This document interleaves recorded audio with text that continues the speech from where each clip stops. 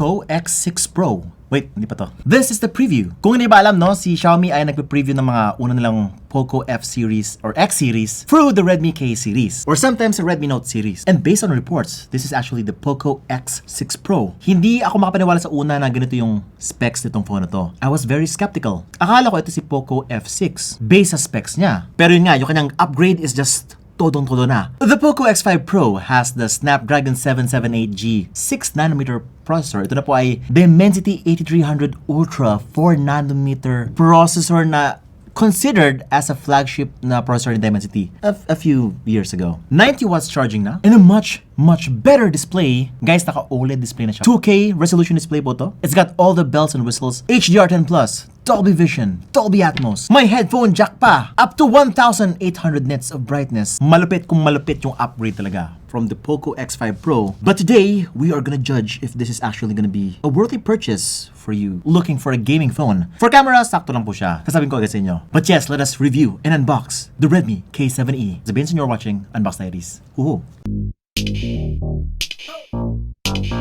So ito po yung itsura ng box ni Redmi. Compared sa POCO, it's ito yellow, ito naman gold. Mamaya ka na. Amoy may negosyo. Demon King, ayan po. By the way, I bought this from AHH Manila. Check them out. Imported po to from China. SIM ejector pin, the warranty card, the jelly case. Important to. Mamaya malalaman nyo kung bakit. Well, actually, malalaman nyo ngayon. Kasi po, yung kanyang likod ay fingerprint magnet. Hello, Xiaomi. Can you sponsor me?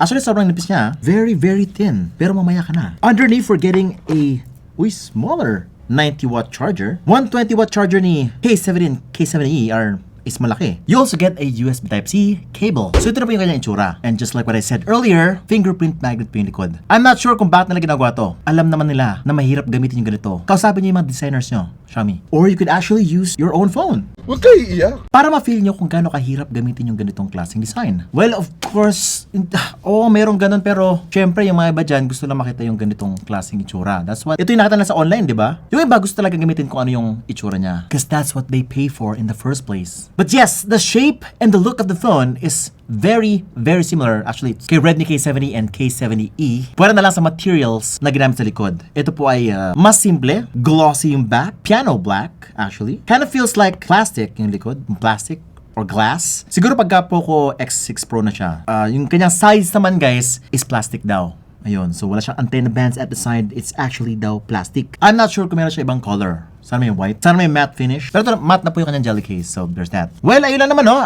The whole look of the phone is pretty much the K70 and K70 Pro. So, if you actually like the design of those phones, then you will definitely like the design of this one with some negatives lang naman. And by the way, wait lang, wala pala siyang headphone jack. Oops, wala na pong headphone jack. Pero meron siyang high-res audio and high-res audio wireless. But it does have two speakers, isa sa taas at isa sa ilalim. Which sounds pretty okay. Decent volume. Pero mas maganda pa rin sounds ng K70 and 70 Pro. Okay, so kamusta naman yung ports and buttons? Power button, right side, volume rocker sa taas niya. Sa taas naman, meron tayong microphone, IR blaster, the speaker, and another speaker sa ilalim, USB Type-C port, another microphone, and the SIM tray. Which, yun lang. Wala na po siyang micro SD card slot. Hopefully, maglabas sila ng up to 512GB sa Pilipinas para masulit nyo to. Si POCO X5 Pro naka UFS 2.2 lang, which is pretty nice na rin, no? But this one is a major jump. Naka UFS 4.0 na po yung kanyang internal storage. That is a much more improved SSD technology for a smartphone, giving you up to 4,200 Mbps read speed at 2,800 Mbps write speed. Ang ibig sabihin nun is mas mabilis lang yung installation, mas mabilis yung loading ng mga games nyo, mas mabilis yung mga transfer ng files from one place to another sa kanyang file management system. Which is actually a big help para less loading na tayo. And oh no, malaki yung kanyang punch hole sa harapan. Compared kay Redmi K70 and 70 Pro, maliit lang po yung mga punch hole nila. This one actually has a much bigger hole. I know, kung Xiaomi fan ka, si iPhone nga, mas malaki yung dynamic island. Nirereklamo dyan, B. Well, syempre naman, actually, the Redmi K70 series is actually a much more impressive display than the iPhone 15 Pro Max. And this does not disappoint as well. Although, yung kanyang specs ay not as good as the Redmi K70. Hanggang 1,800 nits lang instead of 4,000 nits of brightness ni Redmi K70. Naka-OLED na rin po to. 2K resolution display. Bagong-bagong display to kasi AMOLED last year eh. It's got HDR10+, Dolby Vision, 120Hz refresh rate, 68 billion colors. Same size as the Redmi K70, 6.67-inch. Sagad na sagad din yung mga bezels niya sa side. Very, very impressive. Ayun lang, no? Wala siya yung mga extra settings na that is found on the K70 and K70 Pro, which are nakikita lang sa mga flagship ni Xiaomi. Yung AI enhancement, engine, yung super resolution, MEMC, and other features na pang-enhance ng video sa YouTube. Mas basic po yung kanyang interface dito. Now, speaking of the interface, ito po yung bagong-bagong Xiaomi Hyper OS version 1. Hindi na daw siya MIUI. It could be a rebrand. Kasi sabi nila bagong-bago daw siya. Ibang-iba na daw. Totally a new name, not MIUI. Kasi for some, MIUI is ew. Buggy daw. Dead Boot King. Could this be much better? Well, it's actually just a rebrand, I think. It's still the same interface. Parehas na parehas po yung tsura nila. Minor additions sa kanyang functionality like the dynamic Allen style animation kapag nilagyan siya ng charger. Ayan po sa taas. And of course, yung magical na cutout dun sa kanyang gallery kapag hinold mo. Ayan. Change the background. iOS-like feature. But it's pretty much the same as MIUI pa rin. Kung galing ka sa mga ibang Xiaomi phones, POCO phones, you will still feel at home pa rin. Yung camera app, same pa rin yung itsura. At saka mas mahaba yung pangalan. No? Instead of 3 syllables, MIUI, it's now Hyper OS 4, which is mas mahirapan kaming mga reviewer. Meron pang version, 1.0, 2.0.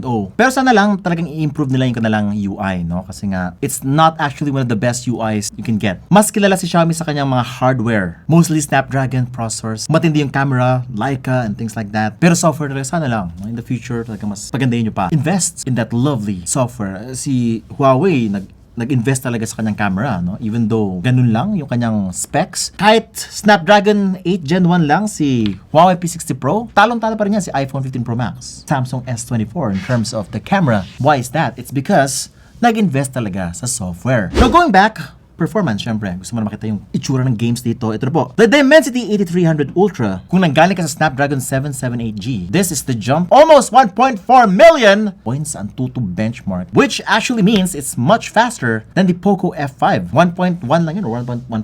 Malupit kung malupit. But then again, this is a Dimensity 8300 Ultra. Aba na ng pangalan. Baka kasi uminit to. Katulad ng mga ibang Dimensity. Well, as for now, based on our tests, ayun nga, umiinit nga talaga siya. No? Up to 46 degrees Celsius. For some, that could be hot. Especially kapag ka nag-summer pa, no? Lalo itong iinit. But I highly suggest that you wait pa kasi nga, syempre, first iteration, Redmi K70e pa naman, no? Baka pag POCO X6 Pro na to, ay mas mag-improve siya. Kasi nga sinabi na natin, oh, mainit siya. Oh, sabi ni Vince, mainit. Palamigin natin. No? Xiaomi is now hard at work kasi napanood nila yung video ko. Hindi, wow. How powerful we are! They actually listen to the community. But definitely, performance-wise, no? Smooth na smooth siya, especially sa una. Pero kapag ka-uminit siya guys, dun siya medyo parang nagka-frame drops. Pero kung meron naman 3.5 horsepower dito sa inyong may studio ako, 3.5. So kailangan talaga malamig yung lugar nyo. Pero Vince, resilient naman ako, Filipino ako. Kahit nga summer, nagkakape ako eh. Well, actually, many Filipinos are very resilient. Pero di ko na-recommend na pag uminit siya, okay lang. No. Hopefully in the future, ma-improve siya. Could be in software, could be in an update. Sana lang Xiaomi. You're watching all your bosses. Now, hindi ko muna ipapadala ito si Mobile Legends and Call of Duty.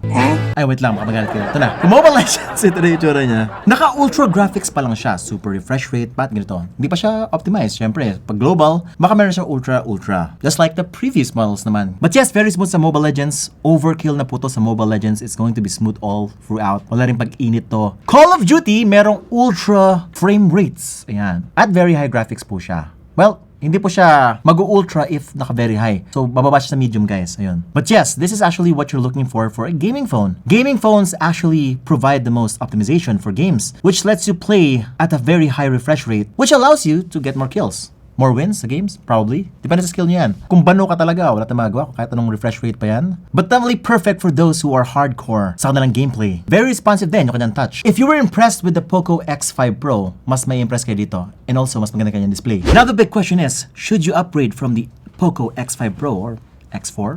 X3? There is no denying that this is a major upgrade from any predecessor ni POCO X series. Sana lang ma-resolve yung heating issue niya right now. Maybe buy a cooler sa likod para mas maangas yung likod ng inyong phone, I guess. Now, kamusta naman sa camera? Major upgrade ba siya? Well, unang-una yung specs muna niya. 64MP main camera sensor. May PDAF na siya. May OIS na daw siya. Meron siyang 8 megapixel ultra-wide angle lens, 2MP macro lens. And initial findings is actually impressive. But I'm not sure kung malaking jump siya from the X5 Pro. Mas binigyan ng pansin talaga si Redmi K70 and 70 Pro. But yes, I still think that the colors, the details that are coming here are quite good na. Even yung portrait ko, sobrang pogi ko dito.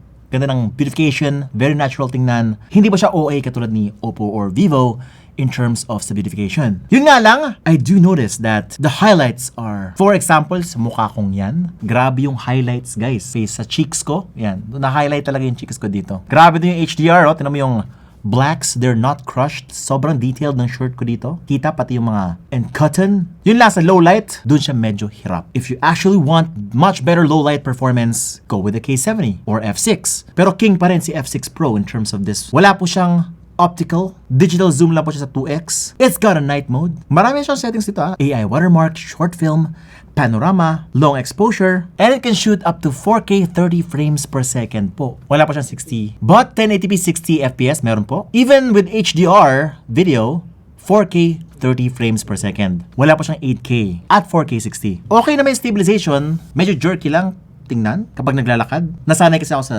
Vivo na gimbal-like stabilization. Iba na kasi yun eh. So, kinocompare ko lang naman. But for most people, the stabilization on this thing is quite adequate. Let's say for example, nasa gitna ka ng daan, may lumapit sa inyo, kinukuha yung lisensya nyo. Oh, pwede to. Ang maganda po yung quality niya. Kuwang-kuha po yung issue. Ayun. And of course, syempre, may beautification din siya sa video. So, kahit kinukuha na yung lisensya nyo, poging-pogi pa rin siya, no? Yung nga lang, di ba, kuha yung pagpula ng mata nyo? Or, niya. Kasi nga, in-enhance niya, talagang fresh. Di mo nalaman kung naka-drugs. Pinapapogi kasi, yan. Pero yan muna tayo for now. Since imported siya, at baka mas i-consider ni POCO na ibaba pa to, kasi alam naman nila baka bawing-bawin, no? Baka gawin tong 13,000, 14,000, mga ganun. Hopefully lang kasi nga, dun kasi nagkakatalo, no? Pricing is everything. If you price this wrong, matindi po yung competition. Transsion says hello to you guys. Kung wala siguro competition, pwede silang mag 17K, 18K for this unit. But after seeing what Transsion could do this year or last year, matakot na kayo. Pero yun, I'm really excited for the Redmi K70 or the POCO F series or X series na lalabas sa 2024. Really excited. If you're also excited, mag-subscribe ka na. Hit the bell icon. Mapanood yung ating mga reviews ng mga POCO X series next year and F series. Ako pala si Vince and you're watching Unbox Diaries. Woohoo!